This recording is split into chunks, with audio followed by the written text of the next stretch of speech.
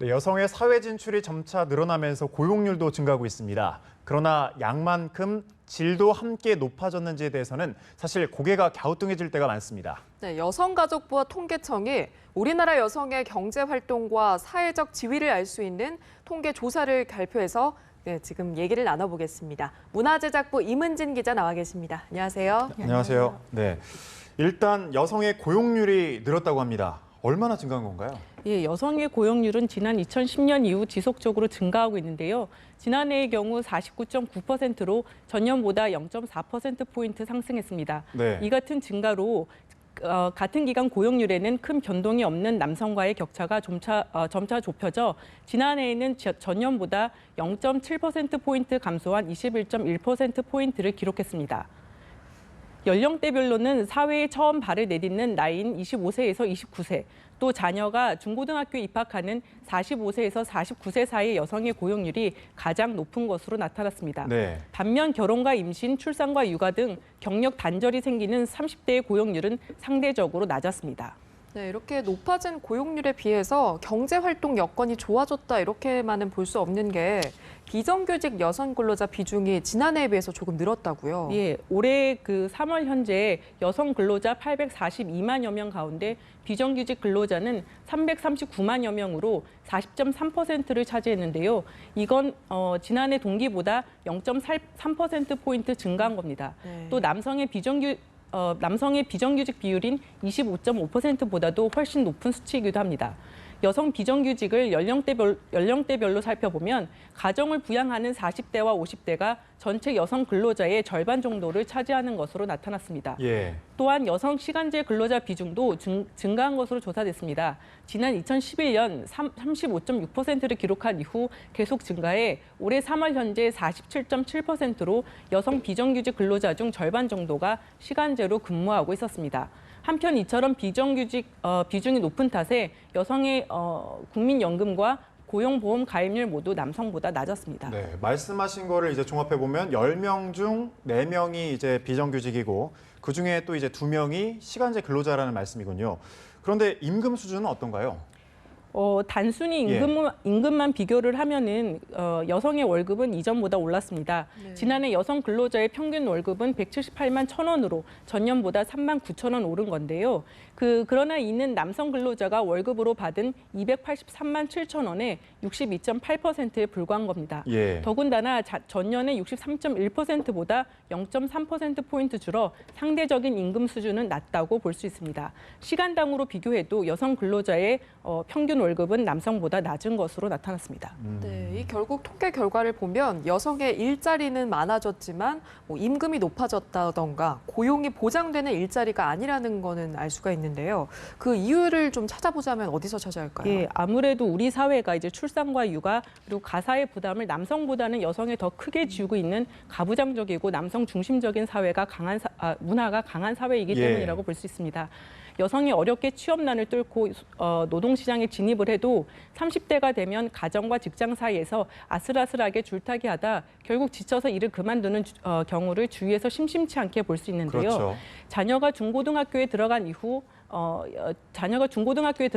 40대, 50대에 다시 일을 시작하려고 해도 그 사이 강사는 여러 차례 바뀌어서 이전 지식과 경험을 적용하기 어려운 경우가 종종 있습니다. 예. 그러다 보니 고용이 불안하고 임금도 낮은 곳에서 일하는 상황이 계속 벌어지는 거죠. 상황이 이렇다 보니 정부에서는 몇 년 전부터 출산과 육아로 경력이 단절된 여성을 위해서 시간제 일자리를 의욕적으로 만들고 있고 또 여기에 자발적으로 시간제 일자리를 택하는 여성도 적지 않습니다.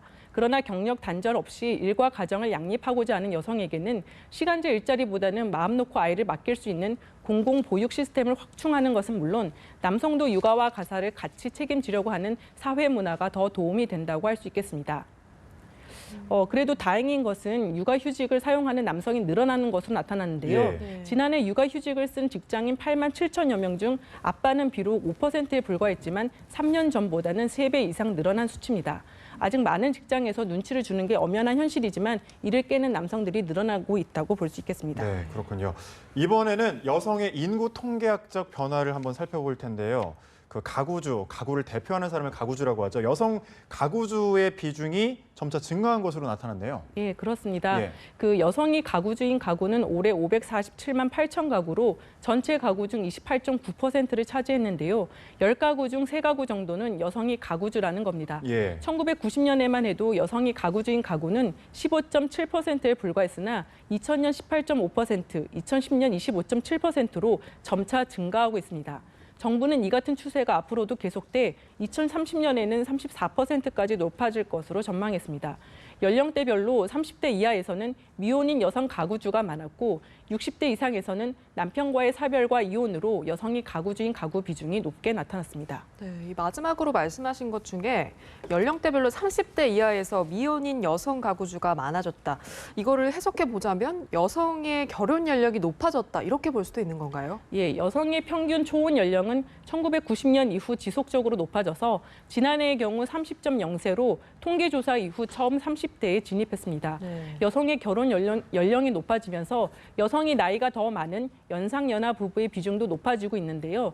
지난해 초혼 부부 중 연상연하 부부의 비중이 16.3%로 동갑내기 부부보다 0.3%포인트 높게 나타났습니다. 예. 결혼과 이혼에 대한 생각도 달라지고 있습니다. 13세 이상 여성을 대상으로 결혼에 대해 설문한 결과 해야 한다고 답한 여성은 2008년 61.6%였던 데 반해 2014년에는 52.3%로 크게 감소했습니다.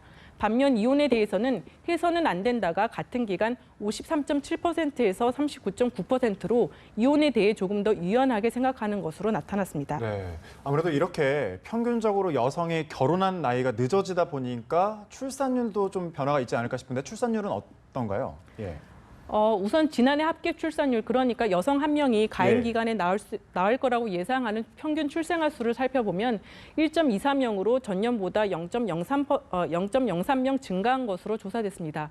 그러나 초혼 연령이 높아지면서 20대의 출산율은 감소한 반면 30, 40대의 출산율이 급격히 증가하고 있습니다.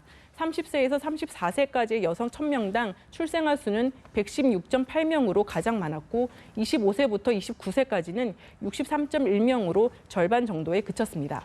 네, 이렇게 초혼 연령 변화 배경에는 아무래도 여성의 학력 변화 이런 것도 영향을 좀 미칠 것 같은데요. 예, 지난해 여성의 대학 진학률은 74.6%로 남성보다는 7.4%포인트 높은 것으로 나타났는데요. 여성의 대학 진학률은 2009년 남성을 처음 앞지른 이후 계속해서 격차가 벌어지고 있습니다. 특히 4년제 이상 대학의 경우 남녀 격차가 지난해에는 4.0%포인트로 전년보다 0.8%포인트 더 벌어졌습니다. 공직자 비중도 점차 높아져서 지난해 기준 5급 공채 시험의 여성 합격자 비율은 48.2%, 외무고시는 64.9%, 사법시험은 38.6%를 기록했습니다. 그러나 여전히 고위직 공무원 비율은 3.4%로 나타나 아직 우리 사회에는 보이지 않는 유리천장이 존재하는 것으로 나타났습니다. 네, 아직까지도 유리천장이라는 말이 계속해서 나오고 있는 것 같습니다. 네, 우리 여성의 경제활동과 사회적 지위를 알 수 있는 통계를 문화제작부 임은진 기자와 함께 살펴봤습니다. 말씀 고맙습니다. 맞습니다.